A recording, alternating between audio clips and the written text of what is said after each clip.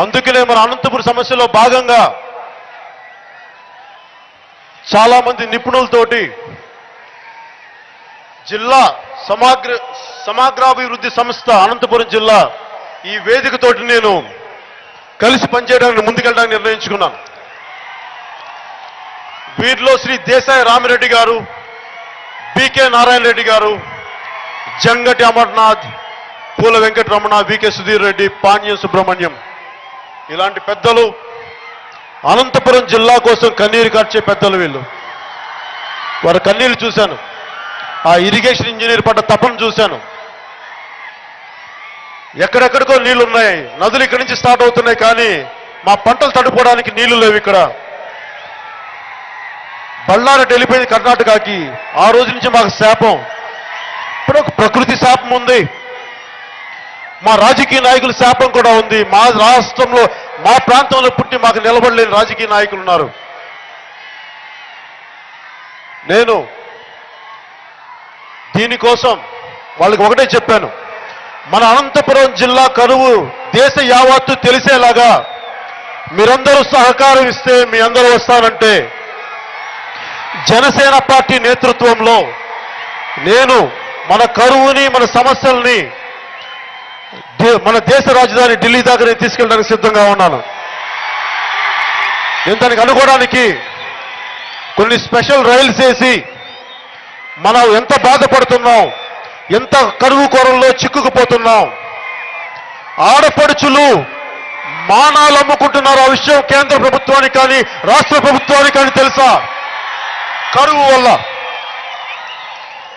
నేను బెంగళూరు వెళ్ళినప్పుడల్లా అనంతపురం వలస కూలీలు చూస్తాను. ఇక్కడ భూమి ఉండి కేవలం నీరు లేక కరువులతో వెళ్ళిపోయి రకరకాల వృత్తుల్లో ఆత్మగౌరవం చంపుకొని బతుకుతూ ఉన్నారు. వాళ్ళ ఆడవారి మీద అత్యాచారాలు జరుగుతున్నాయి, అవి కూడా చెప్పారు నాకు. ఇవన్నీ కేవలం మా రక్షణ, మా అనంతపురం నుంచి మేము రావటం వల్ల మేము వల్నరబుల్ అయిపోయాం, మాకు రక్షించే వాళ్ళు ఎవరు లేరు అంటే నేను వాళ్ళకి, నాకు నిజంగా అంత శక్తి ఉండుంటే ఈ కరువు కోసం ఏదైనా చేశామండి. కానీ ఈ అనంతపురం కరువు గురించి నేను కొంతమంది రైతాంగ నిపుణులతో మాట్లాడాను. దాంట్లో ముఖ్యంగా స్వరాజ్ అభియాన్ శ్రీ యోగేందర్ యాదవ్ గారితో కూడా మాట్లాడాను. వాళ్ళు నడిపేది ఈ దేశంలో పారిశ్రామికవేత్తలకి, చాలా సంపన్న వర్గాలన్నిటికీ లాబీలు ఉన్నాయి. కానీ సగటు రైతుకి, సగటు కూలీకి వాళ్ళని అర్థం చేసుకొని వాళ్ళ తరఫున పోరాడే లాబీలు లేవు. నేను వాడికి అదే చెప్పాను, మీరు భారతదేశంలో ఉన్న రైతుల కోసం మీరందరూ కలిసి నడుద్దామంటే మన ఆంధ్రప్రదేశ్ నుంచి తెలంగాణ నుంచి నేను మీకు ఎప్పుడు ముందుంటాను, కలిసి మీకు పనిచేద్దామంటే మీరు అర్థం చేసుకోవాల్సింది, నేను నటుడు వీటన్నిటికంటే కూడా నేను రైతుని, చిన్న కమత రైతు. నేను కూలి పని చేస్తాను, పొలం పని చేస్తాను. నీళ్లు లేక చెట్లు ఎండిపోతుంటే కన్నీరు కార్చేవాడిని. అంతగా నాకు తెలుసు అనంతపురం జిల్లా రైతుల బాధలు ఎలా ఉంటాయో నాకు తెలుసు. పచ్చని చెట్లు మలమలమాడిపోయి ఎండిపోతుంటే నాకు ఆ బాధ ఎలా ఉంటుందో నాకు తెలుసు. అందుకనే నేను మీకోసం ఈ సమస్యని జాతీయ స్థాయి నాయకులకి తీసుకెళ్లే విధంగా ప్రత్యేక రైల్లో ఈ జిల్లా, మన అనంతపురం జిల్లా సమగ్రాభివృద్ధి సంస్థ వ్యక్తులతో కలిసి మీరందరూ వస్తారంటే మిమ్మల్ని కూడా నేను తీసుకెళ్తాను ఢిల్లీకి. అక్కడ ప్రధానమంత్రి గారికి, మిగతా జాతీయ స్థాయి నాయకులకి, అలాగే రైతులకు అండగా నిలబడే శ్రీ యోగేంద్ర యాదవ్ లాంటి గారి వ్యక్తులతోటి మన సమస్యను చెప్తాను. ముఖ్యంగా రాష్ట్ర ప్రభుత్వం నిజంగా చిత్తశుద్ధిగానే ఉండుంటే అనంతపూర్కి ఏం చేసే ఉండాల్సింది. ఎందుకు మీరేం మాట్లాడలేదు వీటి గురించి? తాత్కాలిక చర్యలైన రెయిన్ గన్స్ కొట్టినా కరువు ఆగిపోద్దా? తాత్కాలిక చర్యలు అవి. ఇన్ని దశాబ్దాల కాలంలో ఎందుకు ఏ ఒక్కరూ కూడా ఈ వ్యవసాయానికి కానీ తాగునీటికి కానీ ఎందుకు ఎవరు ప్రభుత్వాలు నిలబడలేకపోయినాయి? ఒక సత్యసాయిబాబా రావాలా తాగునీటి అవసరాలు తీర్చడానికి? స్పెయిన్ నుంచి వచ్చిన దివంగత శ్రీ పెరీరా గారు కావాలా ఇక్కడ అవసరాలు తీర్చడానికి. ఎక్కడో బెంగాల్లో పుట్టి ఇక్కడ ఈ రొడ్డం మండలంలో ఉండి టింబక్టు ప్రాజెక్ట్ అని చెప్పి స్టార్ట్ చేశారు. మేరీ జాన్ అండ్ గంగూలీ అని. వీళ్ళు మన రాష్ట్రానికి సంబంధం లేని వ్యక్తులు. కేవలం ఇక్కడ కరువు చూసి ఒక జపనీస్ శాస్త్రవేత్త ముసునోబు ఫుకుఓకా ఆయన స్ఫూర్తితోటి, ఎమర్జెన్సీలో పాటుపడ్డ జయప్రకాష్ నారాయణ గారి స్ఫూర్తితోటి, పాలేకర్ రైతుల పాలిటి దైవం పాలేకర్ గారి స్ఫూర్తితోటి వాళ్ళు అక్కడికి వచ్చి ఒక ఎడారిని ఈ రోజున ఎంతో కొంత బాగు చేయిస్తూ ఉన్నారు. 20 సంవత్సరాలు పట్టింది. అంటే ప్రభుత్వాలకి పట్టిన బాధ్యత, ప్రభుత్వాలు తలుచుకుంటే చేయగలవు. ఒక సత్యసాయిబాబా కానీ, ఒక శ్రీ ఫెరీరా గారు కానీ, ఒక ఇండివిజువల్స్, ఒక వ్యక్తులు చేయగలిగినప్పుడు ప్రభుత్వాలు ఎందుకు చేయలేవు నాకు అర్థం కాలేదు. ఇక్కడున్న మనకి సమకాలీన రాజకీయ వ్యవస్థ, సమకాలీన రాజకీయ నాయకులు వారి లబ్ధి, వారి సమస్యలే తప్ప ప్రజల సమస్యలు పట్టించుకున్న పాపాన్ని ఏనాడు పోలేదు. అందుకనే ఈ రోజున మనకి అనంతపూర్లో కరువు, దుర్భిక్షం, అది మన సమస్యలు. జనసేన పార్టీగా నాకు నటుడిగా ఆనందం లేదు. సినిమాలు ఆడొచ్చు, ఆడకపోవచ్చు, కానీ నాకు నిజమైన ఆనందం కలిగేది సమస్యల్ని పోరాటం చేస్తున్నప్పుడు నాకు నిజమైన ఆనందం కలుగుద్ది. మీకు అండగా నిలబడగలిగినప్పుడు నాకు ఆనందం కలుగుద్ది.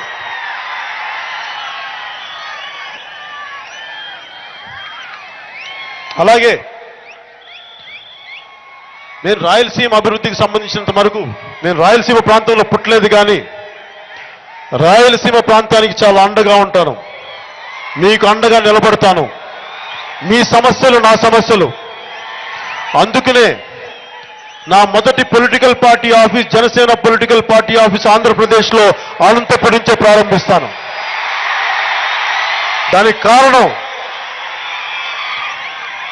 ఎవరెవరో వచ్చారు, ఏమేం చేశారో నాకు తెలియదు, కానీ మీ వాడిగా, మీ ఇంట్లో వాడిగా, మీ బిడ్డగా నేను మన కరువుని, మన దుర్భిక్షం మీద రకరకాల సమూహాలతోటి, శాస్త్రవేత్తలతోటి కలిసి ఎన్ని రకాలుగా దీన్ని, ఈ కరువును ఎదుర్కోవాలో అన్ని రకాలుగా నేను పోరాటం చేస్తాను. దానికి ఈ రోజు నేనేదో మిమ్మల్ని ఇంప్రెస్ చేయడానికో, మిమ్మల్ని ఆకట్టుకోవడానికో చెప్పడం, నాకు గుండె లోతుల నుంచి మాట్లాడుతున్నాను. నేను వచ్చే సంవత్సరంలో నా పార్టీ కార్యాలయం అనంతపురం నుంచి ప్రారంభిస్తాను. ఖచ్చితంగా 2019లో పోటీ చేస్తాను. అది ఎలాంటి ఫలితాలు ఇస్తాయి, నాకు ఏ ప్రభుత్వం, ఏ పార్టీ మీద నాకు వ్యతిరేకత లేదు. అలాగే తెలుగుదేశం ప్రభుత్వానికి నా సూచనలు కూడా ఏంటంటే, ఇన్ని రకాలుగా స్పెషల్ ప్యాకేజ్ ఇచ్చి, ఇన్ని లోపాలున్న స్పెషల్ ప్యాకేజ్ని మీరు ఎందుకు, ఏ స్థాయిలో దాన్ని మీరు ఆమోదించారు? మనకు రావాల్సిన వాటానే, డెవల్యూషన్ మెథడ్లో మనకు రావాల్సిన వాటానే మనకిచ్చి, మనకు రావాల్సిన దాని మీదే చిన్న కవర్ కప్పి మనకి ఇచ్చినప్పుడు మీరు దాన్ని ఏ రకంగా మెచ్చుకుంటారు? ముఖ్యమంత్రి గారిని కూడా నేను అడిగేది, చంద్రబాబు గారిని, వారు మనకు రావాల్సిన వాటాను ఇస్తే దాన్ని మీరు ఎలా మెచ్చుకుంటారు? దాన్ని ఏ విధంగా మీరు దాన్ని సమర్థించుకుంటారు నాకు అర్థం కావట్లేదు. దానికి తెలుగుదేశం ప్రభుత్వం సమాధానం చెప్పుకోవాలి ప్రజలకి నేను కోరుకుంటున్నాను. నేను సభల్లో మాట్లాడుతున్నప్పుడు నువ్వు కొన్నిసార్లు చంద్రబాబు గారికి మద్దతుగా మాట్లాడినట్టు ఉంటుంది. అంటే సమకాలీన రాజకీయ వ్యవస్థ నాయకులు ఎలా అయిపోయారంటే ఒకళ్ళొకళ్ళు బూతులు తిట్టుకుంటా ఇదే రాజకీయాలు అనుకున్నారు. రాజకీయాలు ఇలా కాదు. కల్లూరి గారిని అడగండి రాజకీయాలు అంటే ఏంటో వారు చెప్తారు. వారి పుస్తకాలు చదవడం మనకు రాజకీయాలు అంటే ఏంటో తెలుస్తాయి. ఒక తరిమెల నాగిరెడ్డి గారిని అడగ పుస్తకాలు చదివితే అర్థమైంది రాజకీయాలు అంటే ఏంటి. అంతేగాని నోటికి ఏదొస్తే భాషా సంస్కారం లేకుండా తిట్టే రాజకీయాలు జనసేన చేయదు. జనసేన పార్టీ విధానాల మీద పోరాటమే తప్ప వ్యక్తుల మీద పోరాటం కాదు.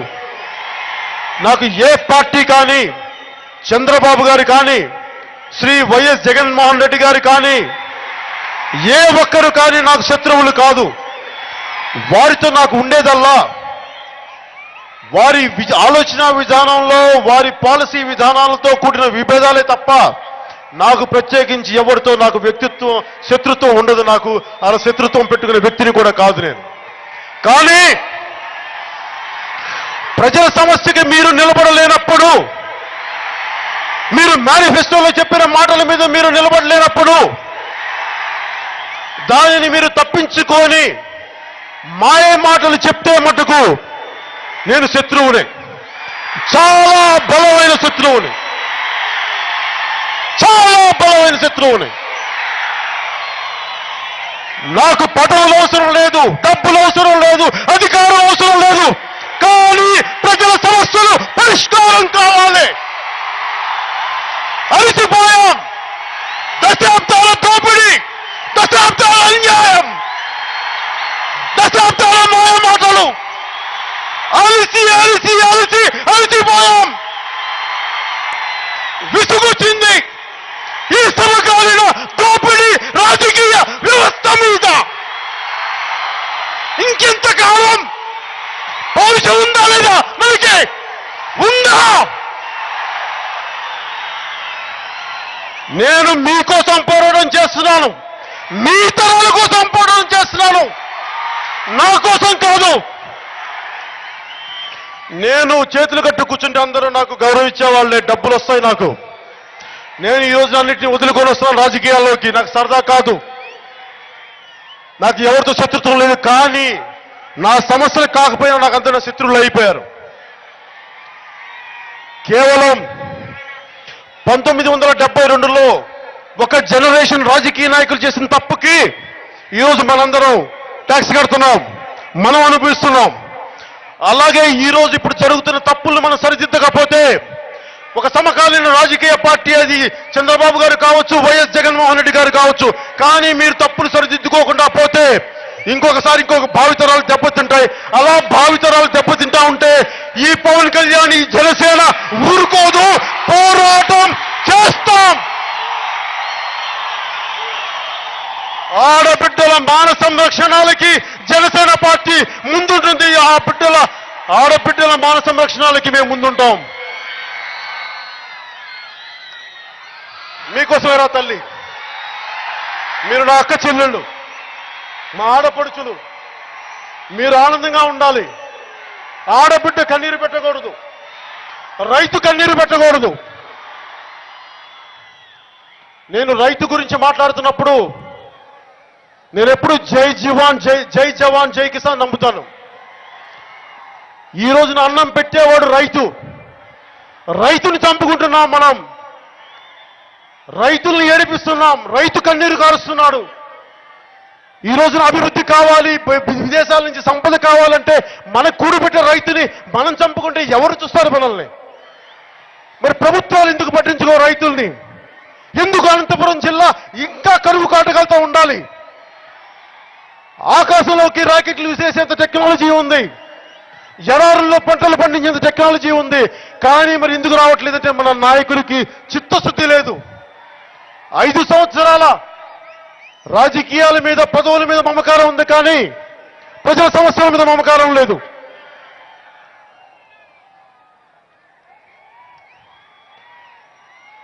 జనసేన పార్టీగా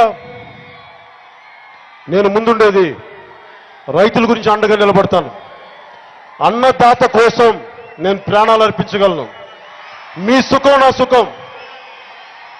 అన్నం ఉన్నప్పుడే పరిశ్రమలు వస్తాయి, అభివృద్ధి ఉంటుంది.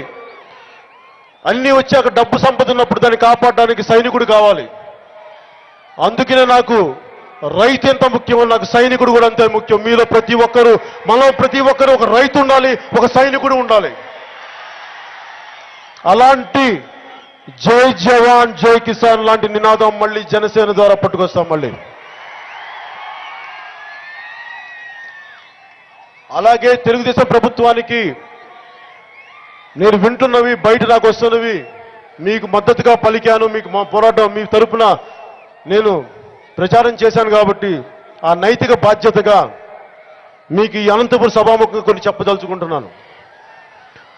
తెలుగుదేశం ప్రభుత్వం మీద చాలా పొలిటికల్ కరప్షన్ ఎక్కువైపోయింది అని అంటున్నారు ప్రజలు బయట. దయచేసి ఎందుకు వస్తున్నాయి అలాంటి మాటలు? విపరీతమైన కరప్షన్ ఎక్కువైపోయింది తెలుగుదేశం ప్రభుత్వం మీద, దీన్ని సరిచేసుకోవాలి. ఎందుకు వస్తున్నాయి అలాంటి పదాలు? నేను కులం అడ్డుగోడల్ని దాటి, కుటుంబ మమకారం దాటి నేను మీకు మద్దతు పలికాను. దయచేసి తెలుగుదేశం ప్రభుత్వానికి, ఒక కులానికి కానీ, ఒక ప్రాంతానికి కానీ, ఒక వర్గానికి కానీ ఎక్కువ చేయకుండా చూడండి. అందరినీ సమానంగా చూడాల్సిన బాధ్యత మీ పైన ఉంది. ఒకవేళ నేను విన్న దాంట్లో నిజం లేకపోతే దయచేసి దాన్ని చెప్పండి. అలాంటివి ఎందుకు వస్తున్నాయో బయటికి మీరు ఒకసారి ఆత్మపరిశీలన చేసుకోండి. ప్రజలందరినీ కులాలకి, మతాలకి, ప్రాంతాలకి సమానంగా చూడండి.